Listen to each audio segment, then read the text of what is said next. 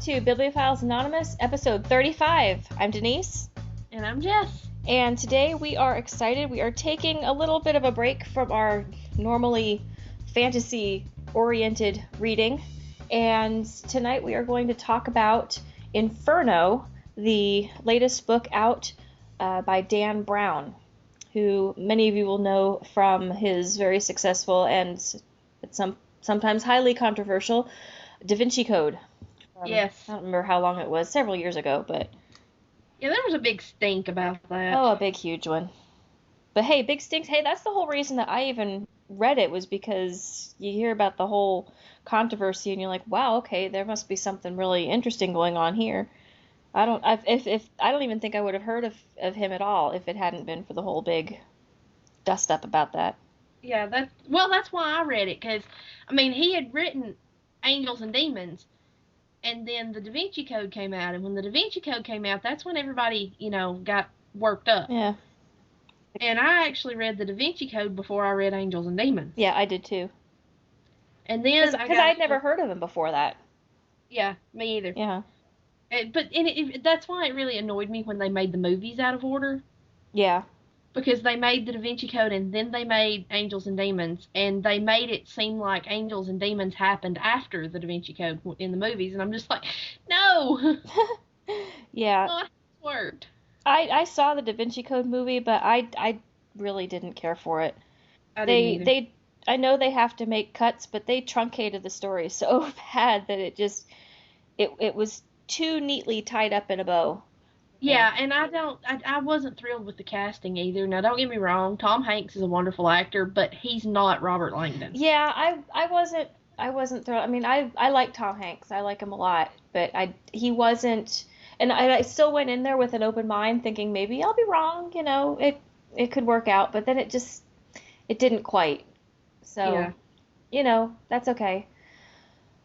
But yeah, and then I never even saw, I don't think I even saw Angels and Demons. If I did, I don't remember anything about it. And it was a little better than the Da Vinci Code, I guess, because so many people complained about the way they handled the Da Vinci Code. Mm-hmm. But they did change some things that I didn't really agree with. But hey, what can you do? It's a book to movie adaptation. Sometimes those suck. Yeah. Well, you take the good with the bad, and sometimes you get a lot more of the bad, but, that just happens. But anyway, so before we get talking about Inferno, let's see, is there any other books that you're reading right now? I am reading the complete Sherlock Holmes. Ooh. I have read the short story collection, The Adventures of Sherlock Holmes. I read it a while back. It's one of the free ones you can get for Kindle on Amazon because it's in the public domain. Uh-huh. But I found one that had all of the novels and all of the short stories in a collection, and as close to chronological as they can get them, for 99 cents for Kindle. Yeah. So I bought it, and finally I started reading it. I've made it to the third novel, which is The Hound of the Baskervilles. I just started it today. But I love Sherlock Holmes.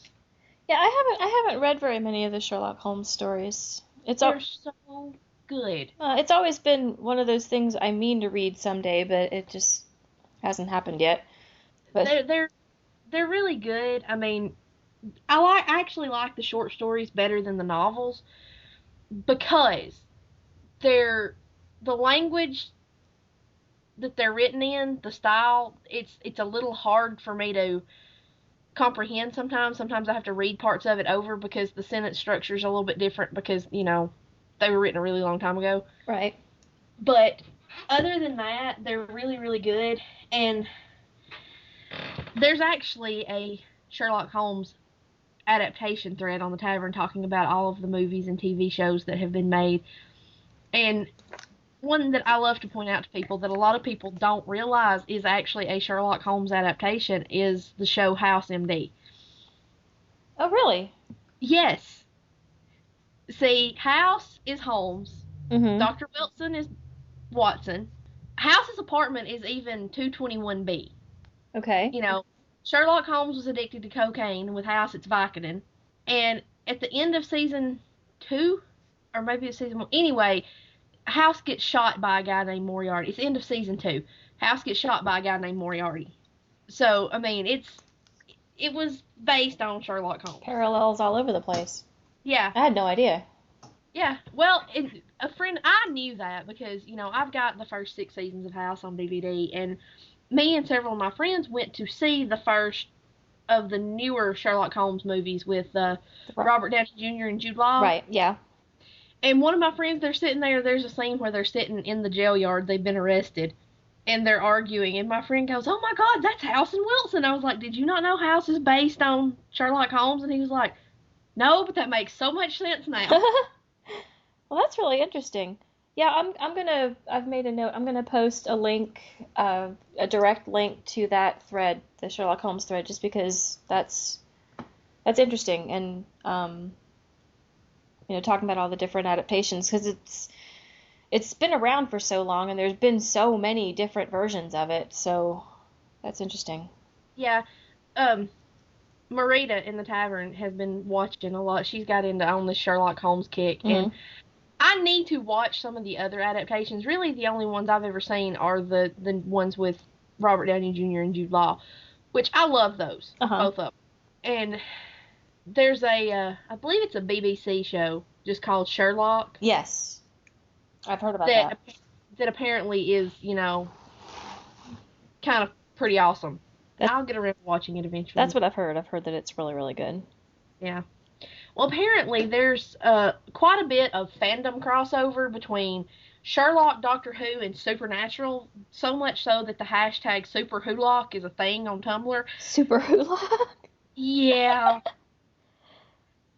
So, I mean, I like Doctor Who, and I like Supernatural, so the fact that so many people are into all 3 of these things kind of points to the fact that I should probably watch Sherlock. Sounds like it. And I also picked back up on Destiny by Elizabeth Hayden today. Okay. Because... Now, which book in the series is that? The third one. The third one? Okay. Yeah, because it's really bothering me. I don't know which character is actually the host of the Fedora. Or the Rakshas. But anyway, whatever that thing is. Which one it actually is. And it's bugging me, and I want to know. And I need to finish reading some of this crap and get it off of my currently reading stack, which is up to like 8 books right now, I think. Which is ridiculous even for me. Well, the Sherlock Holmes is going to take a while, though, because I've made it to the 3rd of the novels in this collection, and I'm only 15% through. Oh, good grief. Yeah, you're going to be reading those for a while, I think. Yeah. Yeah. So that one will take a while. And it's kind of... I kind of want to count it as, like, 5 or 6 different books because there is so much of it. Well, it's an omnibus kind of, right? So they're all I say count them individually because you are reading what would be an individual book. It just happens to be published together. I say count it. Go for it. Maybe I will. Because that would boost my total quite a bit. Hey, and this counts as something I've had for a while and never read because this was when I first got my iPhone and got the Kindle app on it.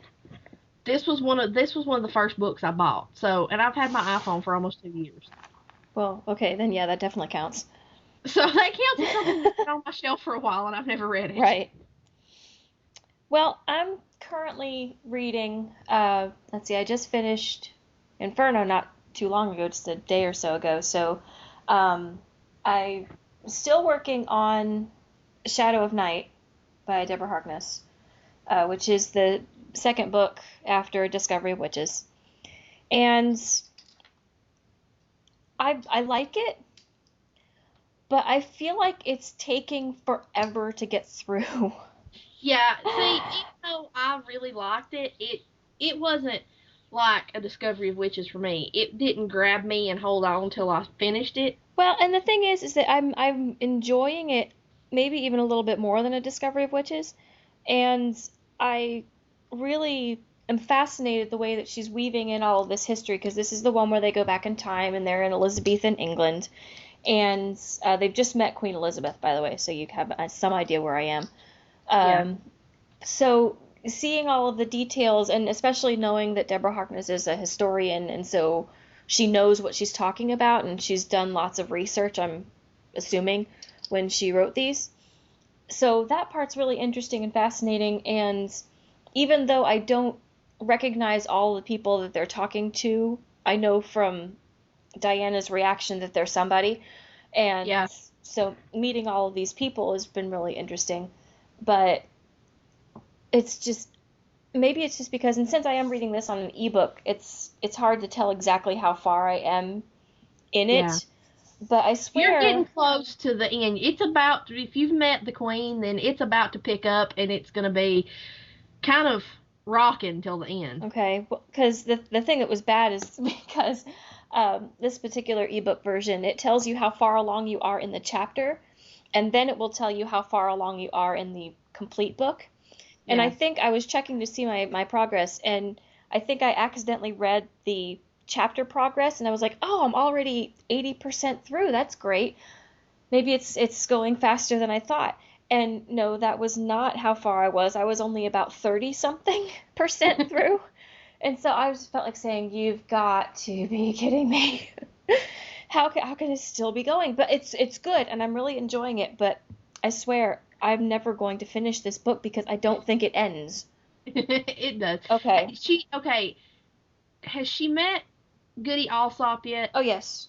I love her. She's really cool. No, Goody Alsop is before Queen Elizabeth. I thought it was. I Yeah. wasn't sure. Yeah. So I think they're in Prague now.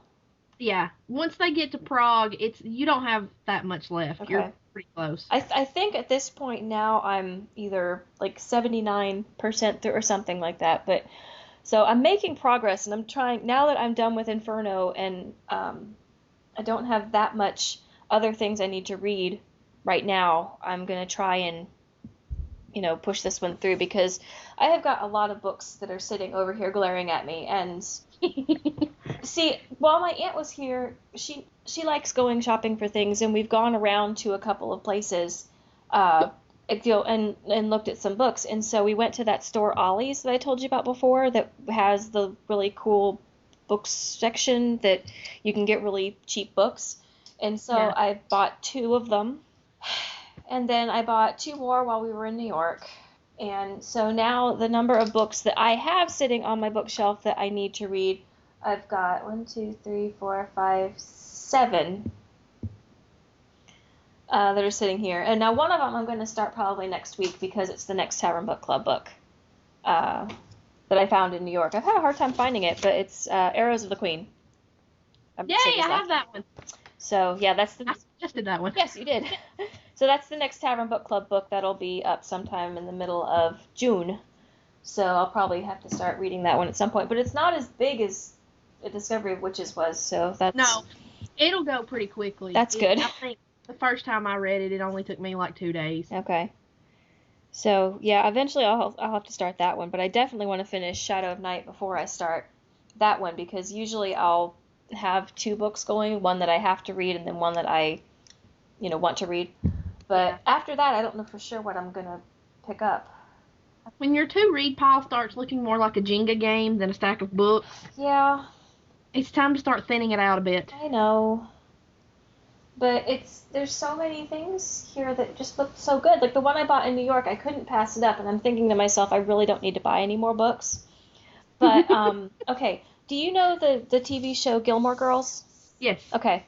The actress who played the mom on that show, her name's Lauren Graham, Mm-hmm. and she's all kinds of awesome. But anyway, I had heard that she had written a novel, and it's called Someday, Someday Maybe.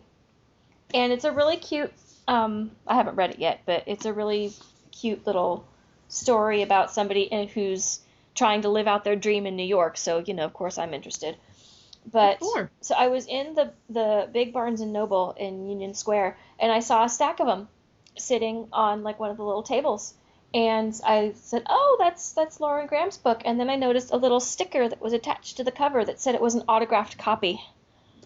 Ah. And I said, "I'm buying that now." So I have a copy of her book and I have her autograph. So, That one's going to have to get read soon. But I feel bad starting that one, even though I'm excited about it, because it's been on my shelf the least amount of time, and I'm like, it shouldn't butt in line. Like, these other people have been waiting longer. My books have to acclimate. Yours just cut line. Yeah, that's the problem. See, these are bibliophile problems. Yes. Nobody else has these problems. But Okay. See, this is why I don't really put mine in any kind of order. It's just like, I'm going to read this now. well, they're not really in order. They're kind of just jumbled, but I have a mental note as to about how long I've had some of them. Yeah. And, you know, I want to start Lauren Graham's new book, but I shouldn't because it hasn't been in line as long. You know, it should be first come, first served, and it's, you know, the new guy. So, I don't know. Get it now. Oh well. So yeah, let's go ahead and start talking about Inferno. This is a fairly new book, so we should probably warn you if you are at all concerned about spoilers. Yeah, don't listen right now. You might want to hit pause and go find the book and read it, and then come back and finish listening to this episode. Yeah. Because well, you can't talk about these books without including spoilers because they're so usually intricately woven that even if you talk about something that seems like just a small detail, it's going to be the key to a whole other big thing. probably, yeah. So yeah, if you haven't read this and you want to, and you're one of those people that doesn't like spoilers, pause and come back later. Yeah. But otherwise, go ahead and listen to us talk about it because I enjoyed it very much. I did. I mean, okay, to me, it wasn't quite as good as the last three. Right. And I don't know if that's because at the beginning we start off with Robert having retrograde amnesia and not knowing how he ended up where he is, and the fact that it took so long to explain what happened. Yeah, there was a lot of misdirection in this one. But at the same time, now obviously I enjoyed this book, but it's not my favorite of his. And I'm not sure which one is. I really enjoyed Da Vinci Code. I really enjoyed Angels and Demons too. Yeah. The Lost Symbol maybe a little less so, but I still enjoyed it. But the thing is that it's kind of one of those things where you feel like you're greeting an old friend. Yeah. You know, we've spent a lot of time and gone on a lot of trips with Robert Langdon. So it's like, oh, we're back with this guy again. And he is such an interesting character. And I've often wondered, so many times you have to sit there and you think there's all of this crazy international intrigue and life or death plots and all of these governments that are trying to work together and trying to not work together. How in the world is this Harvard professor the one person who can either help or get in the way? It just sometimes that just seems really funny to me. Yeah. But at the same time, he's fascinating.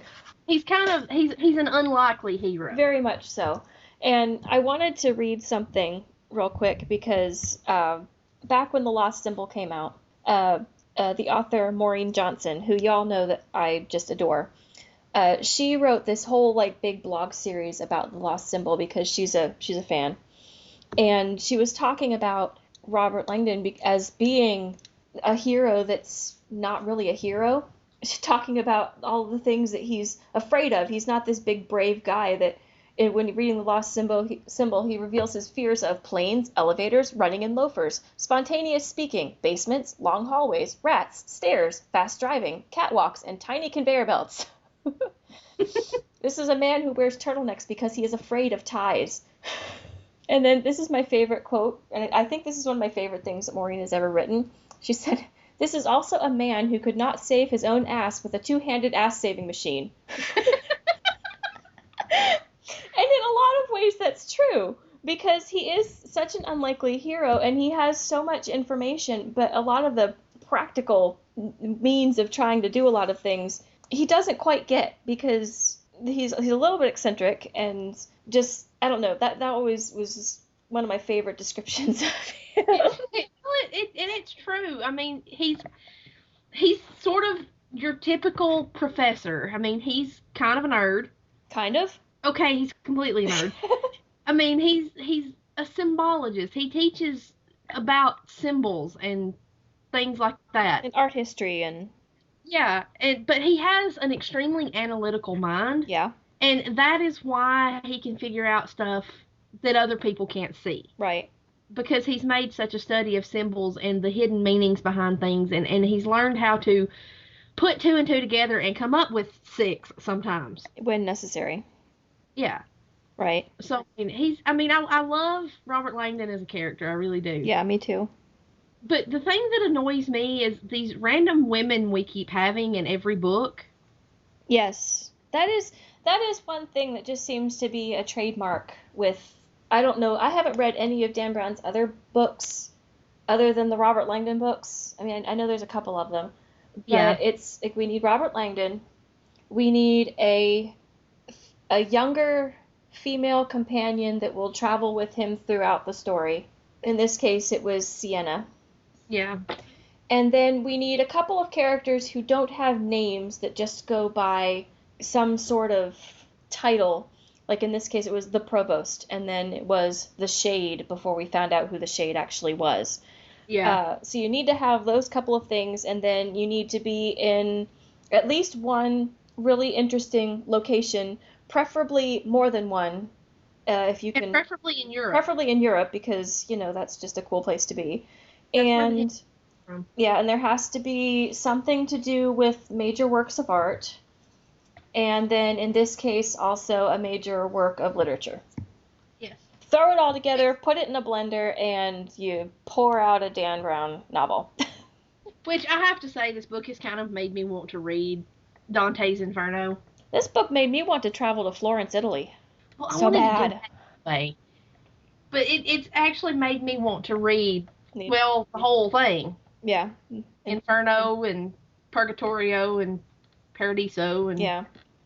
I think I probably had to read like a small selection of it at some point when I was in college, but I can't remember anything about it. But yeah, so the story opens up. You have Langdon, and he is in the hospital. And he doesn't remember how he got there. He doesn't know where he is. He thinks he's still in Massachusetts, but then he finds out that he's actually in Italy. And he also finds out that he has been shot, or at least he thinks he's been shot. And that's what they tell him. yeah, they tell him that he's been shot, and that he probably has the reason he can't remember is because he's been through some traumatic experience and he has amnesia, so he can't remember the past couple days. Okay. And then we have the crazy biker chick with the spiky hair. Vayantha. Is that her? I could never figure out how to pronounce her name. We're going to go with that. Okay. Well, you can say it because I can't even begin to do it. And so, yeah, this lady, dressed in leather with crazy spiky hair, walks into the hospital and starts trying to kill him. Yeah. And, kills his doctor, and he flees with Sienna. Who's one of the other doctors who was helping him. But naturally, since this is a Dan Brown book, there's more going on that meets the eye here. Well, naturally. You can't have it. It can't be that simple. No. But, so they escape and they flee and end up in Sienna's apartment. And she's trying to figure out what to do. He tries, and then that's when he finds out that he's actually in Italy. And he's like, how in the world did I get to Italy? And he's having these visions or dreams about this woman with silvery curly hair telling him to seek and find? Yes. Over and over. And it's also like a really, really gory dream because there's all these like dead bodies and all this other nasty stuff. But this woman standing there telling him to seek and find, and he's like, seek and find what? I don't even know what I'm doing here. I don't even know how I got here. Yeah. And so they decide to try and contact the American consulate, and that doesn't work. No, because Vayantha shows up and tries to kill him again. Well, also there's a whole big van full of people who are also trying to kill him. So now it looks like not only is this weird biker chick trying to kill him, but the Americans are trying to kill him too. And now Langdon's like, well, dang, what did I do? And then, we keep going back and forth to this guy on this boat, the provost, whatever he is. Right. Who apparently is in the business of hiding people. Yeah, and he works for this company. It was called the Consortium, I think. And basically there's a lot of different services that they offer, usually for very high paying clients. And they will, in this case, with this one particular client, he asked them to help him disappear because he was working on a project and he didn't want anyone to find out about it or steal it. And then he also told them that on this particular time and this particular day that they were to release a video. And the video is really disturbing. Yeah.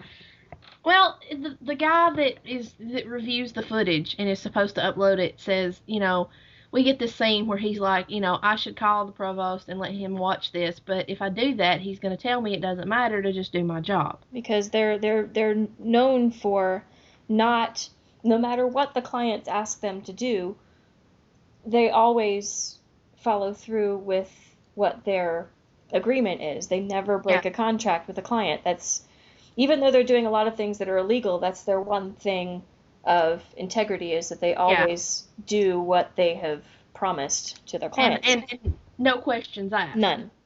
So let's talk about this video a bit, because it is pretty freaking weird. Yeah, it shows this plaque that says something about, on this day the world changed forever. And then you see this bag of goo floating underwater.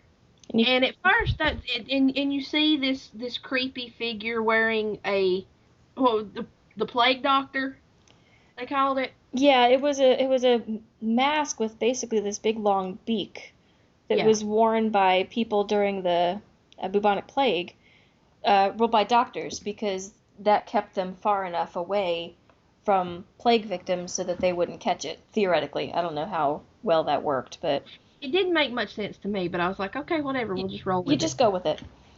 And it's in this underground cavern where the lighting is all red, and it's the mood is kind of creepy, and the whole thing, in case you haven't figured out by now, there's a lot of Dante's Inferno weaved into this story. Oh, yes. And this, at first, that's really, you don't hear all of the message that's in the video. No, you get bits and pieces of it as the book goes on. Right. At first, this guy just, said something about how disturbing the message was. And it's not till later till you find out what that is or who the shade is. Right. So, we get the idea that something pretty bad must be going on. But you have no idea what. Yeah, and if it's bad enough to make one of these employees who is used to this strict, no questions asked policy want to tell the boss, it must be pretty bad. Yeah, because you can only imagine the things that they are asked to do on a regular basis. But getting back to Langdon and Sienna, the, cute lady friend of this particular book, they find stitched into the lining of his jacket this weird little cylindrical thing. Right. And it's marked, it's this metal canister looking thing, and it's marked with looks like a biohazard symbol. Right. But they get it open using Langdon's thumbprint, because it was programmed with his thumbprint, which also freaks him out, because he's like, how in the world did I even get possession of this, much less have it coded to my thumbprint? Yeah. Which I agree, that would be a little bit unnerving, just a tad. Yeah, a little bit. Mm-hmm. I'm in possession of a biohazard canister that will only open for me. But they open it, and inside it is this very intricately carved cylinder, and I don't really understand exactly what it was. It looked like it was made out of bone or something. It And was kind of it was a thing that was used to, you would insert like a rod through the middle of it and use it to make a repeating impression on a slab of clay. right. So it had all And these carvings and everything on it that you would use to press into clay which is, or ink or the something. images on this one are sort of a visual representation of the seven deadly sins. Right. And then they realize that inside this thing there is something that makes noise when you shake it. And when they shake it several times, and it starts to, the inside starts to glow, and it's, I don't remember what they called it exactly, but basically it's kind of a projector. Yeah, it's. Have you ever seen those flashlights that you can shake to make them glow? Yeah, sort of. Well, that's kind of what it was, Right. except it projected the image of this painting, Right. which was a map of hell as described by Dante. Right, in the Inferno. And so there's these 9 layers, and he goes and describes exactly what it is, and each one is uh, reserved for a certain type of sinner, and each one has a specific punishment that they will have to endure for all eternity or however long you're supposed to stay in hell. Um, Pretty sure it's into eternity. yeah. Well, Dante didn't. He went in hell and then he came out, apparently. Well, that's true. He made his way to heaven. Yeah.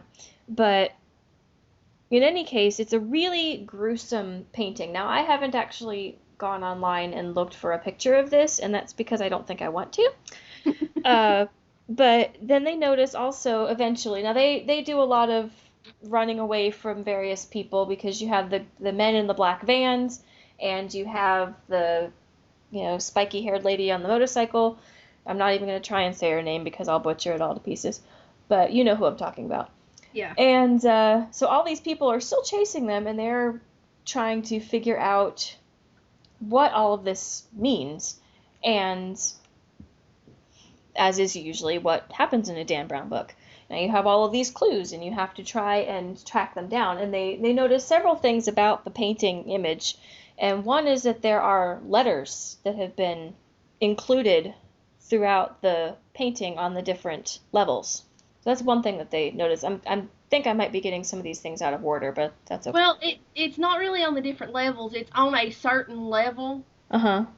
that they notice these letters, and because there's different sections on that level.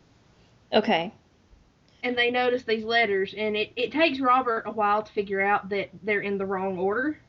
Right, because there's, at first they read the word that they spell, and it doesn't make any sense. It's nothing in Italian, it's nothing in Latin. They don't recognize the word at all. But then he realizes that the like I said, the different groups of sinners have to suffer different punishments, and he realizes that they're in a different order from the way that Dante spells it out in the Inferno. And once you rearrange the letters, because again, that's what you do in a Dan Brown book, you rearrange the letters, and then it is reads, I think it's either in Italian or Latin, and I can't remember, but it's the words seek and find, Yeah.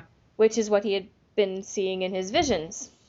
And he also connects it to a very large painting that they now have to go take a look at again, because this is a Dan Brown novel. We have to go look at some paintings now. Always.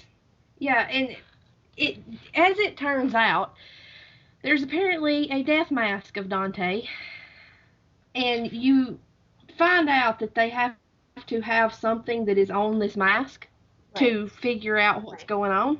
But they go to the museum where the mask is, and they find out that the mask is gone. So the woman pulls the security footage, and you find out Robert helped steal the death mask of Dante. And this had happened conveniently during the couple of days that he doesn't remember. Yes. So now they're on the run again. Trying to Well, first he has to try and explain himself to them, and he has absolutely no explanation at all because he was when they went to look at it at the museum, the lady was trying to figure out why on earth he's pretending like he hasn't seen it. He was just here like a Yeah. day or so ago.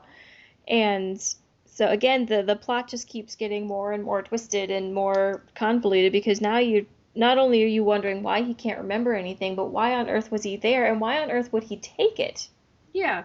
Because, that's not the kind of thing you expect from a respected historian and symbologist like Robert Langdon. No, not even That he would remotely. steal something priceless like that. Yeah.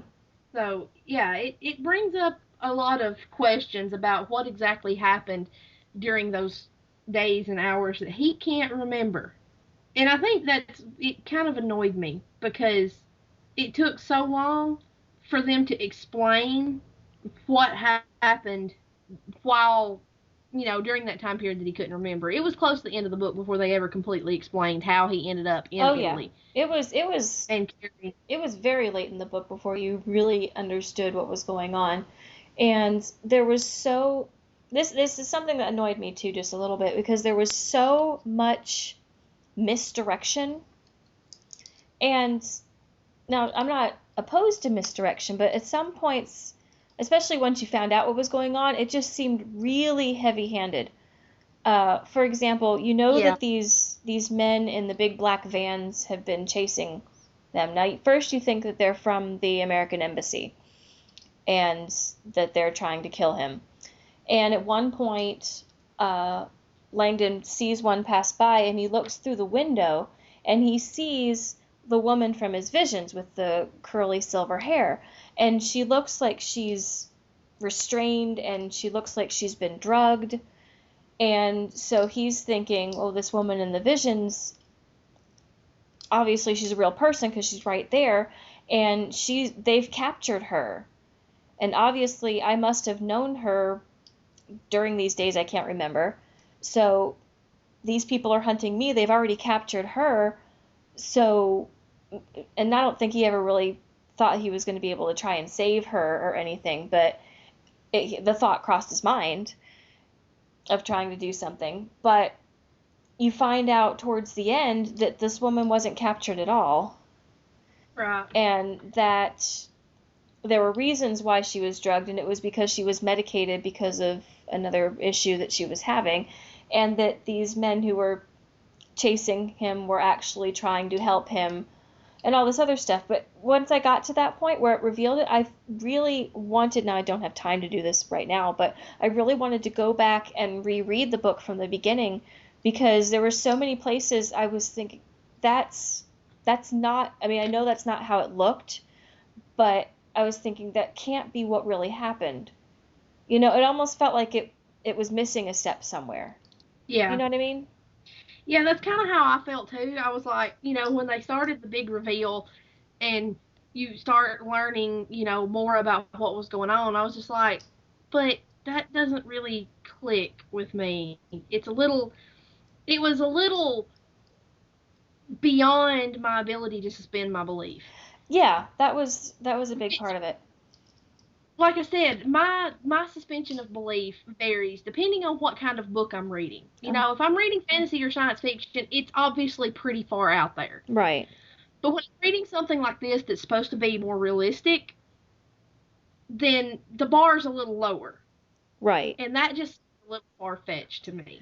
Yeah, there were a couple of things, and we're gonna probably start jumping towards all of the reveals now because I mean, there's a lot of running and hiding and tricking the people who are pursuing you, and there is a point where that starts to get a little bit exhausting. Yeah. And not because it's not exciting to read because it is, but you know that the bad guys are going to show up and it's going to look like they can't get through, but then Langdon's going to come up with some sort of really clever thing that he's reminded of from a piece of art or a symbol or a something that's going to make him remember a good way to get out, and that's what he does. And so Of course, we forget hmm? that actually the main bad guy in this book is already dead? Yes, he is because The Shade, yeah, he killed himself. He threw himself off a tower in Italy. yes. But So all these other people, they're sort of trying to rush to find out what is actually going on. right, They all know that there's more to it than what Robert realizes. right. But when you find out that this man threw himself off of the tower, you don't know for sure exactly who he is. You find it's pretty clear that he's the client that the provost was hired to hide. Yeah. But you don't know what it is that he's working for. You know that the silver-haired woman didn't want him doing whatever it was, and you find out later that she is a member of the World Health Organization. She's the head of it, Yeah. isn't she? Is she the head of it? I know she was like a high up person, but I couldn't remember if she Pretty was. sure she was the head of the WHO. Okay. And that's why he went to her. Yeah, and he meets with her. Basically, the overarching theme, or the reason that the bad guy is doing what the bad guy is doing, is because he is part of the transhumanist movement? Yeah. Who believes that the human species is growing out of control, and that the world is suffering from what will soon be a crippling problem of overpopulation. Which is not wrong. No. And so this woman, her name is it Sinsky, I think? Yes. Dr. Sinsky. And she agrees that she's not wrong and that they are trying to do something, and he's basically saying, you're not doing enough because you're thinking way too small.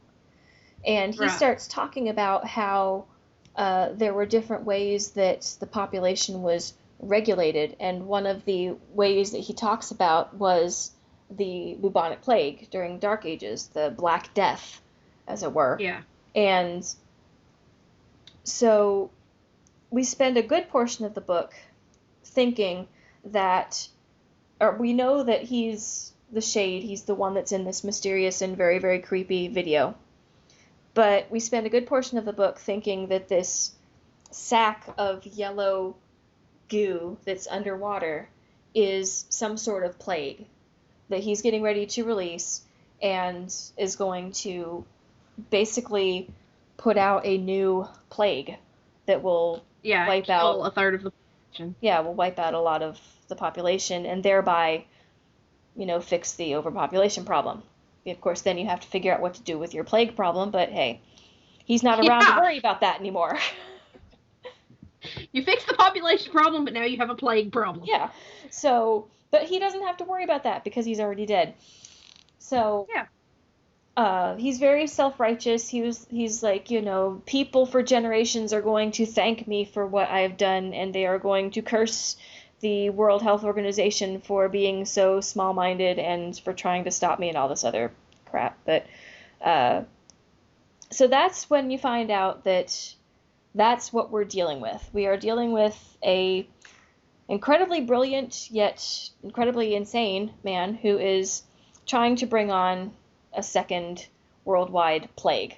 Or maybe, I don't know how many worldwide plagues they've been. You only really hear about the one. But a huge worldwide plague. Yeah, and you also think that, this entire book takes place over the span of 2 days? Something like that. So you think all of this is going to happen tomorrow. That's what because it says that the world will change on this date, and it's tomorrow's date. So yeah, it does take place over 2 days, because you have the first day, and then you have tomorrow. So, yeah, poor Langdon, he did not sleep very much over these 2 days. No, nobody did. No. But anyway, you spend the whole book assuming that this plague is going to be released tomorrow, and like many Dan Brown books, it's you follow the clues that's hidden in the art and in the symbols till they figure out that this sack of primordial goo full of plague is in Istanbul. Is that where they ended up? Yes. They ended up in Istanbul, and But before we even get to Istanbul, we need to talk about Sienna and what happened with her. Because Yeah, you this find is slightly different. This is a slightly different departure for Dan Brown, because usually you have, the cute younger girl who's going with Langdon and helping him and doing all of this. But then you find out with Sienna that may not have been the case. yeah, you find out that she was in league with the Shade, Yeah. who's I could say his first name, but I'm with his last name by like you are by Vayantha's name. It's like Zobrist. Something. Starts with a Z. We're just gonna call him the Shade. Shade. I can pronounce that. You find out that she met him when she was a lot younger. Right. And they became lovers, and that he was her mentor. So she's far, far more deeply involved in the entire thing than you originally think she is. Right. And so they think that she's on her way to try and find where this is. And this is also when we find out that Dr. Sinsky has not been captured. She's with the men in the black vans of her own free will. They are actually her people. And yeah, again, I still swear that there's something that doesn't quite line up with that, but oh well. Eventually I will reread this knowing what all of the twists and turns are, and because I want to go back and follow it now knowing what's going on. Because you almost have to do that with the Dan Brown book. You have to to know the ending and then go back. They definitely bear rereading. Yeah. At least once. Once you know what's going on. Yeah. But, so they spend a great deal of time trying to get ahead of Sienna because they think that she's heading to where the sack of plague or whatever it is, and try and break it open. Right. Because they think it's in this sack that's water-soluble plastic. Basically, it's the kind of stuff that pills are coated in. Mm-hmm. And they think that it's going to dissolve and break apart on that day, and they think she's going to go try to break it open early. Right. But once they all get to Istanbul and they all start converging and find out that it's in the cistern that used to be the city's water supply, where they're now hosting concerts, and the concert that's going on at the time is, again, Inferno, and they get down there and find out the sack's not there anymore. Yeah, they find where it was tethered down, but they have no idea. And in the meantime, you have Langdon and you have one of the guys that was in the black van who are in the water trying to find it. And the whole time I'm thinking, even if this thing is just slightly leaking, I don't want to be in the water right next to it. Well, no, that's true. I was getting the heebie-jeebies the whole time they were in the cistern. I was just like, ugh. You want to be far away, even if that's not going to help. You don't want to be right next to it. Yeah. Of course, then they find it, and then Langdon sees Sienna, and she runs away, and she gets away from him, but he ends up pursuing and chasing her, and he doesn't really catch her. She gets on a boat and starts to leave, and she turns around and comes back and tells him, she can't run anymore because she has nowhere else to go. Right. And because he felt betrayed by her because... Yeah, everything answers. Yeah, because they had gone through a lot together, and he, as he does, he felt like close to her, and she had been lying to him the entire time. So he needed to know why she did it and why she did it to him. Yeah, which I can't blame him. So, no, and they have this nice talk, and she explains that. At this point, they figured out that the plague was actually released 6 days before that. The day the world changed was the day that it hit global, that it had time to travel across the entire globe. Right. And they found this out when they had another person in the WHO who had found anomalies in his own blood test. So it wasn't just testing that was in Istanbul. It was somebody, I think, in America. Yeah, who was Yeah. like, yeah, something's weird here, something's changed. But at the same time, now they're thinking that it's a plague, so they're thinking the same things that happened during the bubonic plague, and so they're waiting for there to be a panic, and they're waiting for people to start getting really, really sick, and none of this is happening, which is making everybody even more tense because they're like, why isn't it happening? Because if it's been out and it's already gone global, then people should be getting sick now. Yeah, symptoms should be starting to appear. Yeah, and that makes everything even more tense because you're like waiting for it. But you find out that it's not that kind of plague. And Sienna tells a story about what he had actually developed was a type of virus that would make 1/3 of the population sterile. Right. So he wasn't actually killing people, he was just making it so that some people could never reproduce. Right. So Which that which he eventually, saw which he saw as a much more humane way of doing it. well, Um, you know, it's a valid point. You're not actually killing them. Some of them just won't ever have children. right. So you're not actually killing anybody. Well, I guess we can say But one thing in his favor. yeah, he didn't actually kill anyone other than himself. Right. But he did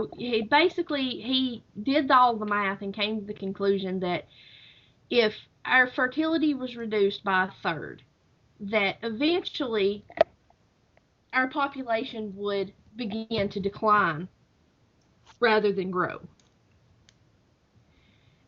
And it was kind of one of those things where he's like, we have the abilities, we're learning enough about genetics that we have the ability to build a better human, basically. Uh-huh. But if we don't do something about the overpopulation, our species will never survive long enough to see that better human, evolve. Right. So, he decided to take matters into his own hands and sterilize 1/3 of the people on Earth. Right. And see, this was another thing too that was kind of a little bit strange for me, and I'm having a hard time remembering now exactly like the endings of some of the other Dan Brown books. But I mean, basically, in this case, the bad guy won Yeah. because even in though he all the other books, well, I know in Angels and Demons, they found the bomb and carried it above the Vatican and it exploded and didn't hurt anybody. right, And so that plot was foiled. yeah. And I'm pretty sure in the Da Vinci Code that plot was foiled too. Yeah, I'm. It's been so long since I've read it. I'm trying to remember because we found The out. details. Yeah, because I remember we found out that the bad guy wasn't who we thought it was. It was somebody that was the friend, and Yeah. uh, but yeah, that his plans were foiled, and he wasn't able to do what he had meant to do. And And I've only read The Lost Symbol once, so I don't really remember much about it. yeah, me too, and it was a while ago. But in this case, even though the bad guy, sacrificed himself for what he wanted for humanity, his plan still succeeded. Right. And that kind of left me with a really strange feeling. Because Yeah. even 'Cause though it's like, even though I understand why he did what he did, and I even understand the methodology, because like you said, he didn't kill anyone. He isn't really hurting anybody. I mean, literally, he's not hurting anyone. He's not causing anybody pain. But at the same time, there is going to be a very drastic change to right. society. And because it just made me feel really, really strange after finishing Yeah. it because I didn't know Now exactly what to do with that because there's Right.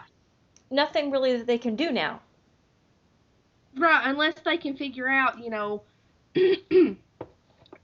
what they can do to counteract the virus. But it's one of those that when you finish the book and you're just like, okay, now what? Yeah. What? Of course, you also find out that Sienna was trying to get there to destroy the virus before it could be released.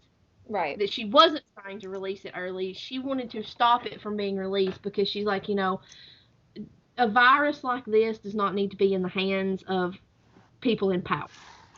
Well, yeah, because she was saying they were talking about even the technology and the way that this virus worked was that it wasn't going to trigger everyone. I mean, the human species would continue to propagate, but it was only going to target a percentage of people. So not everyone who came in contact with it would immediately become infertile. It would just be a certain, like I think a third. Wasn't it what I say it was a third? Yeah. Yeah. And so she was talking about that kind of selectivity that the virus had could be used for all kinds of things because you could develop it so you could have, almost like a second Holocaust. You could have it target like a certain racial group or a certain ethnicity or something like that Right. because it's basically, a genetic manipulation, and putting that in the hands of anybody who had any kind of power could be disastrous, no matter how much they thought that they were trying to do good with it. Right. So it's just one of those things Yeah, that's really ambiguous. yeah. I mean, I liked the book. I really did. But for me, like I said, I think it was a combination of the ending and a combination of the fact that it took so long to explain how Robert had gotten to Florence and the fact that he wasn't actually shot in the head, that they gave him drugs to induce his amnesia. Right, the whole thing that happened in the hospital at the very beginning, where he was in the hospital and a biker chick came in and shot the doctor and he had to run for his life. None of that was real. That was all completely Faked. it was all completely staged. The doctor Right. didn't die. In fact, the guy who was playing the doctor was right there, only minus a fake beard and accent. Right. So I mean I enjoyed it like you. I enjoyed it a lot because I mean it's a fun read because you're going to all of these exotic locations and you're hearing about all of this, in this case, literature and history and art, and so it makes you feel just a little tiny bit smarter just because you're reading it, even if what you're learning isn't, 100% completely factual.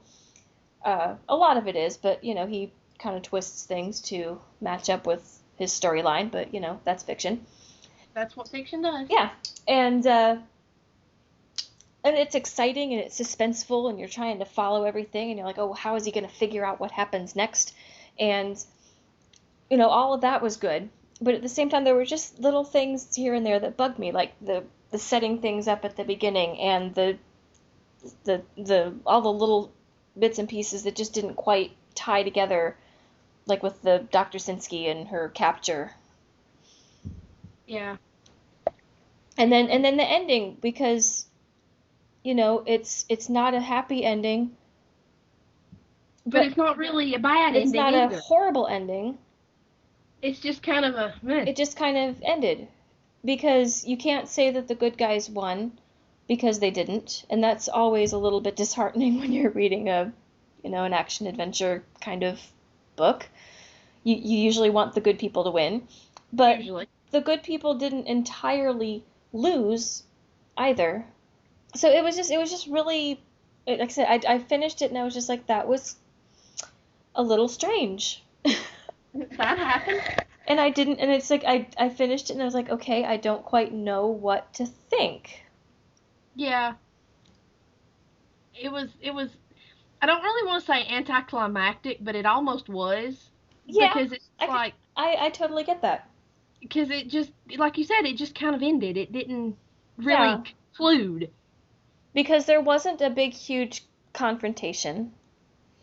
There Hard to wasn't, have one of those when the bad guy's already dead. yeah, and there wasn't this big, huge. Usually there's some big climactic event. Like, Like explosion and angels and demons. right, or the confrontation with Teabing in Da Vinci Code. Right. But there wasn't anything. You found out what the true problem was, and you found out that there was absolutely nothing you could do to stop it because it's already happened. Right. It was a choice that Dan Brown made. Yeah, I don't know that it was the best choice he could have made, but it was a choice. yeah. And again, like you said, it's not that I didn't enjoy the book. It was a fun read. It was entertaining. It was exciting. It made me want to go to Italy. But at the same time, by the end of it, I was just kind of like, okay, that happened. Yeah. Um, all right. And I mean, if he writes another one, I'll read it, and I'm sure at some point I will go back and reread this one. Oh, I definitely want to go back and reread this one at some point, but it didn't leave me with the same feeling like when I read Da Vinci Code and Angels and Demons, and I can't remember my reaction to The Lost Symbol like you. I only read it once, but the other two I've read a couple times now. And by the end of that one I was like, "Oh, yeah, that was good. That was cool." And this one I was just like, "Okay. Yeah. Um all right, that book's done now." And now And what? the thing that bugs me is that there's really not a whole lot of continuity between the books. No. Once he wraps up this story and we move on to the next one, he doesn't really talk a lot about what happened in previous books. So we're going to start the next book, and there probably won't be anything about the ramifications of what happened in this one. Yeah. Well, I think at the very beginning of the Da Vinci Code, Langdon mentioned something about having trouble in Rome last year. Yeah. But But that was really about it. no, and the way he said it, it almost sounds like maybe he had a parking ticket. It sounded like it was really not that big a deal. Right. No, it wasn't a big deal. You just almost, got, Destroyed the Vatican. yeah, just a minor detail. But, well, I mean, and I can understand it from the point of if you don't tie them together that closely, then it doesn't matter what order they're read in. Right. But at the same time, when you have an ending like this one, Yeah, this one has impact that's going to outlast the book.